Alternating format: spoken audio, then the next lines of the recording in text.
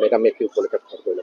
হয়, আজি মই এতিয়া বৰ্তমান পথালি গামৰ আমাৰ হলগুৰিত আছোঁ। ইয়াতে আমাৰ টাইপাৰ কেন্দ্ৰীয় সমিতি আৰু হলগুৰি তথা পথালিবামবাসী ৰাইজৰ উদ্যোগত আজি মেডাম মেফি খুব ধুনীয়াকৈ আয়োজন কৰিছে। তেখেতসকলে পৰম্পৰাগত খাদ্য, পৰম্পৰাগত আমাৰ পিঠা পনা আদি বিভিন্ন ধৰণৰ প্ৰতিযোগিতা পাতিছে।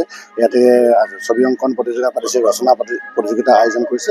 মই ভাবোঁ মেডাম মেফি আহিলে মেডাম মেফিৰ প্ৰাসংগিকতা, ইয়াৰ গুৰুত্বতা আৰু উঠি অহা প্ৰজন্মক কেনেধৰণে আগুৱাই নিব লাগে, কেনেধৰণে ইয়াৰ বিষয়সমূহৰ বিষয়ত মানে বুজাই যাব লাগে, সেই কথাখিনি কিন্তু আজি উদ্যোক্তা মণ্ডলীয়ে খুব সুন্দৰভাৱে লৈছে।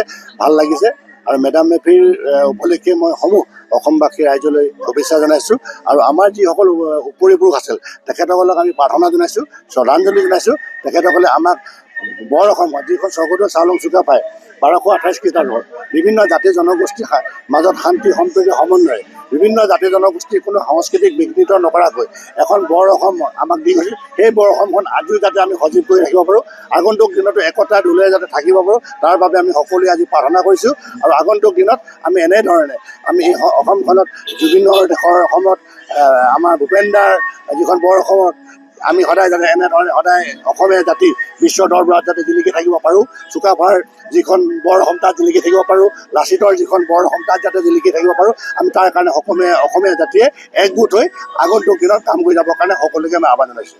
ইতিমধ্যে আৰু এটা বিষয়, ৰাজনীতি বিষয়, আপোনাৰ নাম চৰ্চিত হৈছে খোৱাং সমষ্টিত। বহুকেইজন প্ৰাৰ্থী আছে, তাৰ মাজতো আপুনি এজন প্ৰাৰ্থিত প্ৰত্যাশী, কিমান আশাবাদী আপুনি?